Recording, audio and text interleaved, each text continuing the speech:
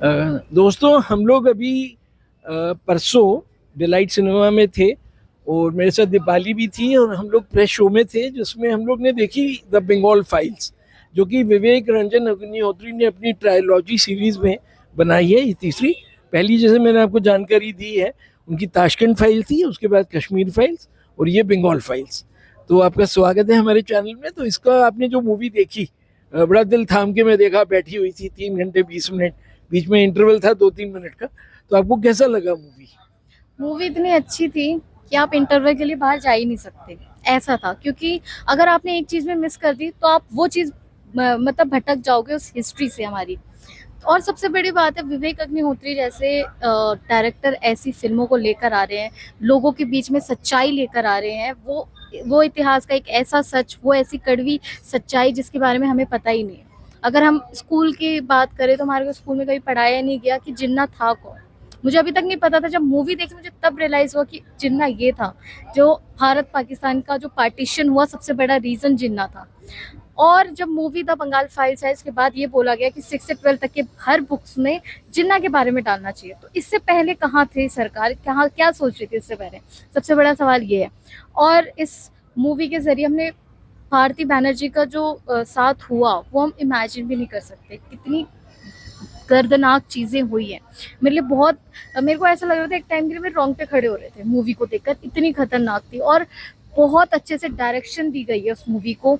जैसे कश्मीर फाइल्स में बोलता ना कि बंगाल दूसरा कश्मीर बनता जा रहा है, वो लाइन ऐसा लग रहा था कि भाई क्या कहना। एक एक डायलॉग इतनी बारीकी से उन्होंने किए हैं। महात्मा गांधी के बारे में बताऊं, मैं महात्मा गांधी, हम लोग सोचते थे कितने अच्छे, आज भी नोटों में महात्मा गांधी है। महात्मा गांधी की एक ऐसी सच्चाई पता चली जब लड़की के साथ वो जिहाद किया जा रहा था। तब वो जो कसाई था उसने एक सवाल पूछा कि अगर मेरी माँ बहनों के साथ अगर दोबारा हुआ, ये रुका नहीं, तब क्या करेंगे? तब हिंसा जरूरी होगी या नहीं? तब उन्होंने कहा कि मतलब ऐसी औरतों को तो मर जाना चाहिए, जल जाना चाहिए। ये हमें पता ही नहीं था। हमें हमें ये बताया, साउथ अफ्रीका का पूरा बताया हिस्ट्री में ये हुआ, नमक आंदोलन चलाया महात्मा गांधी, ये क्यों नहीं बताया गया हमारी बुक्स में? सबसे बड़ा सवाल ये। भारती बनर्जी जैसे वो जो कसाई था, उनके बारे में क्यों नहीं बताया गया? हमारी किताबों में क्यों नहीं लिखा गया? ऐसे फाइटर्स के बारे में लिखा होना जरूरी है। जब हम इन लोगों से जुड़ेंगे तब हम अपनी हिस्ट्री से जुड़ेंगे। हिस्ट्री के बारे में इतना कुछ बताया जाता है, लेकिन ये चीजें क्यों नहीं बताई जाती है? और महात्मा गांधी के ये शब्द मेरे को ऐसा लगा कि मैं क्या देख रही हूँ, महात्मा गांधी ऐसा बोल सकते, ये सवाल थे। और मेरे को लगता है जो भी थिएटर में बैठा था बंगाल फाइल्स को, जो थे बच्चे टाइप के, जो भी कह लीजिए, जो अभी नई युवा पीढ़ी है, वो यही सोच रही होगी कि महात्मा गांधी कैसे बोल सकते हैं। सबसे बड़ी बात ये। इसमें जैसे आपने बोला है, मैंने भी इतिहास पढ़ा है, थोड़ा सा आपसे पहले पढ़ा है। तो वो उसमें जिन्ना, मोहम्मद अली जिन्ना का किरदार तो हमने, क्योंकि गांधी फिल्म हम देख चुके थे। गांधी फिल्म बनी थी 83-84 में। तो गांधी फिल्म से पहले भी बुक्स में जिन्ना जी का जिक्र है। मोहम्मद अली जिन्ना को अभी आपको थोड़ा सा बैकग्राउंड उनका बता देता हूँ कि बॉम्बे डाइंग जो बॉम्बे में है, उनके ओनर हैं नुस्ली भाटिया सर, जिनकी ये ब्रिटानिया और कई कंपनीज हैं। तो जिन्ना जी के वो वारिस समझ लीजिए आप, नेफ्यू थे, उस फैमिली से हैं जिन्ना जी। और नेहरू जी का जो है खानदान मेरे को बताने का जरूरत नहीं है। इंदिरा गांधी उनकी पुत्री थी, आज राजीव गांधी, फिर राहुल गांधी। उनके पिता मोतीलाल नेहरू जो थे, ये लोग कश्मीर में रहते थे और ये लोग नहर के पास रहते थे, तो इसलिए इनका नाम पड़ गया नेहरू। नहर, जैसे नहर के पास कोई रह रहा है तो नेहरू, हाँ, कि भैया नेहरू वाले, नेहरू को उनको बुला ले। तो ऐसे नेहरू जी का किरदार था। तो नेहरू जी का जो मैंने जो समझा है बचपन से, लाइब्रेरी में जाके किताबें पढ़ी हैं, तो उसमें नेहरू जी का जो हमारे प्रधानमंत्री लोग रहे हैं भारत में, वो एक क्योंकि भारत हमारा कॉलोनियल रूल में रहा, अंग्रेजों ने गुलामी हम लोग ने उनकी करी, तो वो माइंडसेट जो उनका था, ये लोग सब विदेश में चले गए पढ़ने। यूके, लंदन में जाते थे ये लोग, पढ़ के वहां से डिग्री हासिल करते थे। और पैसा इतना था इनके पास कि मतलब इनकी जायदाद का कोई हिसाब ही नहीं है। तो नेहरू जी का जो सपना था कि मैं प्रधानमंत्री बनूंगा, और जिन्ना जी ने कहा मैं बनूंगा, तो गांधी जी ने कहा ठीक है, बांट दो देश को और दोनों को बना दो, दोनों एक रियासतें अपने वो फिर पाकिस्तान हाँ में आजम राज बन जिन्ना गए। ने किया। तो जिन्ना ने वहां राज किया, और जिन्ना जी की ज्यादा लंबी उम्र नहीं रही। लोग कहते थे वो अस्वस्थ थे, तो लोग कहते थे कि अगर 2 महीने 4 महीने रुक जाते तो फिर ये कहानी नहीं होती। और इसमें अंग्रेज एक्सपर्ट बताते हैं कि गांधी जी इसके मतलब फेवर में नहीं थे, तो फिल्म में भी यही दिखाया। नहीं, गांधी जी तो फेवर में थे ना। हाँ, गांधी जी जैसे इन्होंने बताया, आपको क्या लगता है फेवर में नहीं थे गांधी जी? ऐसा लगा आपको? पार्टीशन के लिए हाँ, मतलब उन्होंने लास्ट में यही दिखाया ना कि वो नहीं चाहते थे कि पार्टीशन हो। नहीं वो लास्ट में वो लेकिन सबसे बड़ा सवाल ये उठता है, क्योंकि मैंने जब ट्रेलर देखा था उसमें ये सब सबसे बड़ा सवाल है कि सरकार कैसे एग्री की। भारत और पाकिस्तान जब एक ही देश था, जब भारत ही कहा जाता था, तो उसको अलग क्यों किया गया और सरकार कैसे मानी? सबसे बड़ी बात है कोर्ट कैसे इसको अप्रूवल दिया गया कोर्ट की तरफ से। वो हम लोग ने क्या करा है कि जो कॉन्स्टिट्यूशन हमारा बना है भारत का संविधान, उसको बाहर का संविधान से कॉपी करा है। और जो डॉक्टर भीमराव अंबेडकर हैं, उन्होंने फ्रेम करा कॉन्स्टिट्यूशन। और गांधी जी का मतलब with due respect father of the nation है, तो हम लोग जो भी बोलेंगे एकेडमिकली बोल रहे हैं, क्योंकि आपका जो कोई भी बात पे एक दो व्यू हो सकते हैं, एक होता है फॉर द मोशन और एक होता है अगेंस्ट द मोशन। तो गांधी जी का मैंने जो समझा है, बचपन में हम लोग ने भी उस जमाने में मोबाइल नहीं थे, तो हमारे यहाँ पे तो हमारे जब बर्थडे पे हमें गांधी जी की किताबें और नेहरू जी की किताब लोग बर्थडे गिफ्ट में लेके आते थे और हम लोग पढ़ते थे। तो हमारा वन ट्रैक एक चलता रहा। और वो पिछले सालों में मैंने इमरजेंसी का भी समय में स्कूल में हम लोग थे, तो समय में संजय गांधी इंदिरा गांधी के पुत्र थे, मेरी मुलाकात भी हुई उनसे। तो वो उन्होंने एक कार्यक्रम बनाया था, 20 सूत्रीय कार्यक्रम, एक 5 सूत्रीय कार्यक्रम, जिसमें उन्होंने लोगों का स्टरलाइजेशन की, हमारी जो इंडियन पॉपुलेशन को हमें कैसे कंट्रोल करना है कि फ्यूचर में, वो सब। तो ऐसे ही इसमें ये जो विभाजन हुआ है, और जो बंगाल फाइल्स में भारती बैनर्जी का किरदार है, उसमें उनके जो पिताजी हैं प्रियांशु चैटर्जी, उनका बड़ा अहम किरदार था जस्टिस बैनर्जी का। और वो जब उनका मैंने देखा है कि जब उनको कत्लेआम किया गया उनका, वो बड़ा दर्दनाक था। उनके लास्ट शब्द थे भारत माता की जय। और ये सच में जब हम भारत में रह रहे हैं, मैं सच बताऊं मैं बहुत प्राउड फील करती हूँ कि मैं भारत की लड़की हूँ। मतलब मेरे को ये फर्क, अगर मैं विदेश में होती ना, मैं यही कहती हूँ भारत की, क्योंकि मेरे को इतना गर्व होता है अपने भारत पे, क्योंकि हर चीजें इतना माहौल बदल गया है। लेकिन मेरे को ऐसा लगता है अभी भी अगर आप देखो वहां पे जो जिहाद किया जाता था, आज भी वो माहौल है। अगर आप इसको जिहाद से ना जोड़ के ये देखें, रेप केस इतने बढ़ रहे हैं हमारे भारत में, उसको रोका ही नहीं जा रहा। लोग जो है लड़कियों के कपड़े के ऊपर बहुत जल्दी बोल देते हैं, सवाल उठा देते हैं कि उसके कपड़े छोटे हैं, वो ऐसे। तो मैं ये कहना चाहती हूँ, अगर आप पूरा एनसीआरबी की रिपोर्ट निकाल कर देखें तो वहाँ पे आपको ये पता चलेगा आधे से ज्यादा सूट और साड़ी पहनने वाली महिलाओं के बलात्कार किए जाते हैं। लेकिन इस पर कोई बात नहीं करेगा, क्योंकि उनको ये लगता है कि लड़की के कपड़ों में गलती है, या तो लड़की इशारा कर रही हो। तो रेप करने के लिए कोई लड़की थोड़ी ना चाहेगी कि मेरे साथ हो ये चीज गलत। मैं भी एक लड़की हूँ, मैं जाती हूँ बाहर, मेरे को लोग गंदी नजर से देखते हैं। अब क्या मैं हर किसी को जवाब नहीं दे सकते, लेकिन अगर जवाब दिया तो आपको पता है रिटर्न में क्या मिलने वाला है। जो मानसिकता है ना, मैं बहुत तो खराब है। इस मुद्दे को कई बार उठा चुका हूँ कि हमारा जो, जब हम लोग बॉलीवुड में बचपन में पिक्चर देखते थे, तो जैसे हमारे रजनीश गोयनका जी हैं जो कि लघु उद्योग से जुड़े हैं, तो उन्होंने कहा कि उसमें दिखाया गया है कि जितना भी बिजनेसमैन है, इंडस्ट्रियलिस्ट है, उसको बनिए बोल के दिखा अपमानित करा गया है कि इसको लूटो। जैसे कोई मूवी थी चोर मचाए शोर, उसमें शशि कपूर थे, मुमताज थी, उसमें वो दिखाते हैं कि उनके जो पिताजी हैं मदनपुरी, वो लोग सब ब्लैक मार्केटिंग कर रहे हैं। तो एक बॉलीवुड का टाइप कास्ट एक सीन बन गया, एक स्मगलर है, वहाँ से गोल्ड स्मगल हो रहा है, अमिताभ बच्चन थे जो कुली में, उनको वो पेटी मिल गई। तो इस तरह से एक हो गया।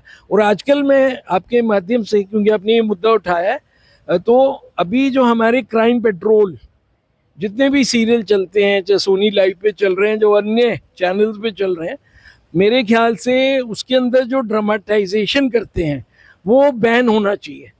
क्योंकि ड्रामेटाइजेशन से ही, अगर आप न्यूज़ में खबर पढ़ेंगे तो खबर में लिखा होगा कि लड़की के साथ ये हुआ वो हुआ, इम्पैक्ट। हाँ, अब वो विजुअल आप इम्पैक्ट देख रहे हैं। तो जो कम बुद्धि के लोग हैं, या जो लोग उनको क्या बोलेंगे, विकृत या और एजुकेटेड भी नहीं है educated कुछ, नहीं है। और क्योंकि अगर एजुकेटेड के बाद भी ऐसी चीजें कर रहे हैं तो फिर तो आप पढ़े लिखे भी नहीं तो हो। आप लोग को, क्योंकि युवा आप लोग हैं, तो I think you should raise a voice कि ये फ्यूचर में ये हमारे जो क्राइम के नाम से जो क्राइम पेट्रोल दिखा रहे हैं, वहां पे जो ड्रामेटाइजेशन हो रहा है, दैट शुड बी स्टॉप्ड। और मेरे को ऐसा लगता है कि हम क्राइम पेट्रोल देख लेते हैं, बस देख के छोड़ देते हैं, उससे कुछ सीखते नहीं है। सावधान इंडिया देखते हैं, कुछ नहीं सीखते हैं।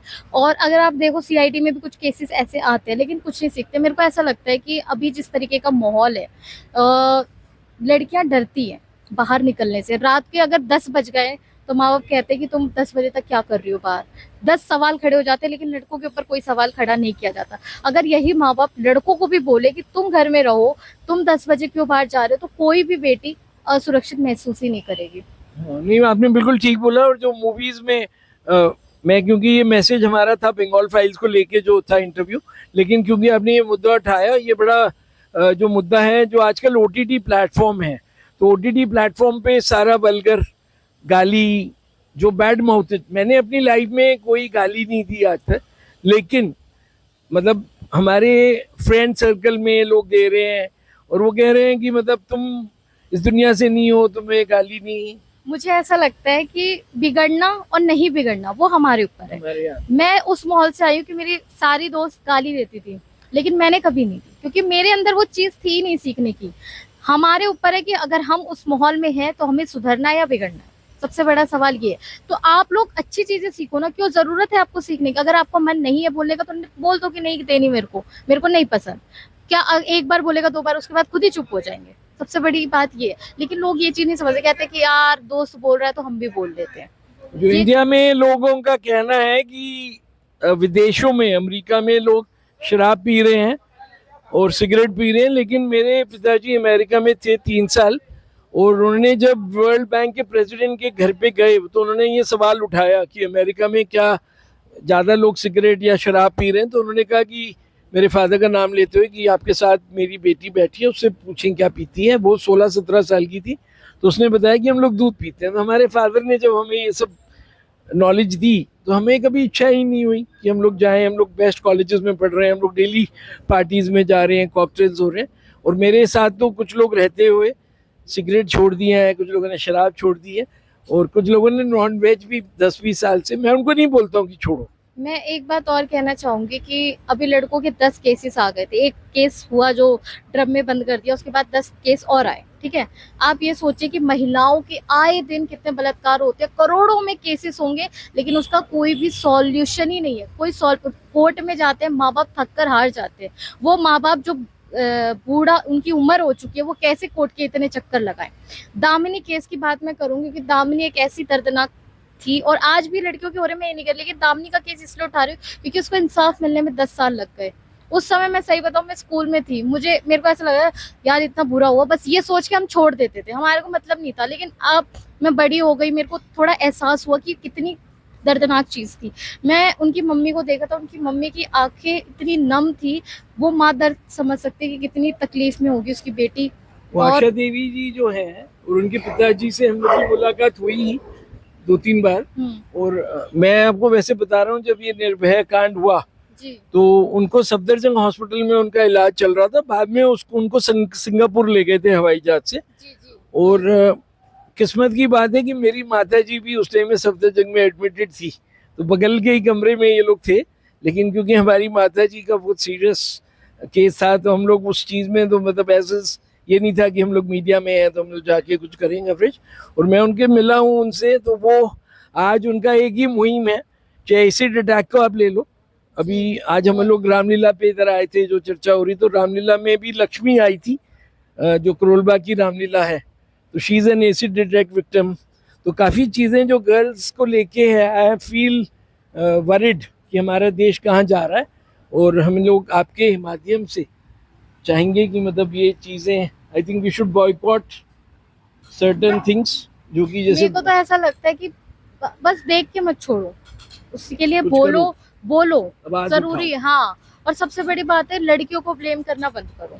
तो थैंक यू। जिस दिन लड़कियों को बंद कर दोगे ब्लेम करना, उस दिन लड़कियां सुरक्षित होंगी, उनके कपड़ों पर सवाल नहीं उठेंगे, किसी चीज के ऊपर सवाल नहीं उठेंगे। Deepali thank you. और मैं चाहूंगा कि ये जो हमारा आज का चर्चा हुई है, जी, इसको जो आपके फ्रेंड सर्कल में या जो हम लोग जिसको भी शेयर करेंगे, वो अपनी राय हमारे कमेंट बॉक्स में दें, जी, क्योंकि उससे व्यू आएगा कि कितना वोटिंग कराई जाए तो कितने लोग हमारे साथ हैं और कितने लोग हमारे और खिलाफ मैं हैं। ये कहूंगी कि सिर्फ यूथ को ही नहीं, जो फ्रेंड्स सब लोग वगैरह कर सभी को, माँ बाप को, चाहे उनके दादा दादी चाचा चाची जो भी है, सबको भेजो। और सबको ये चीज सीखनी जरूरी है कि कोई भी लड़की गलत नहीं है, ना कि उनके कपड़े गलत है। अभी लाइफ इन मेट्रो थी एक मूवी, लाइफ इन ए जी। मेट्रो इन दिनों, या तो मेरे से जब उन्होंने वो लिया उसका रिव्यू, तो मैंने बोला कि आई विल लाइक कि मैं अपने पेरेंट्स को लेके आऊं, और जो पेरेंट्स हैं वो अपने बच्चों को लाएं, जी, बिकॉज क्योंकि- कोई चीज छुपी नहीं है क्योंकि वो फिल्म ऐसी थी कि देखना जरूरी है, माँ बाप को भी और बच्चों को भी। सबसे जो बड़ी आज बात। बच्चे हैं वो कल माँ बाप बनेंगे, जी, वो जो एवोल्यूशन है उसके लिए बहुत बहुत धन्यवाद।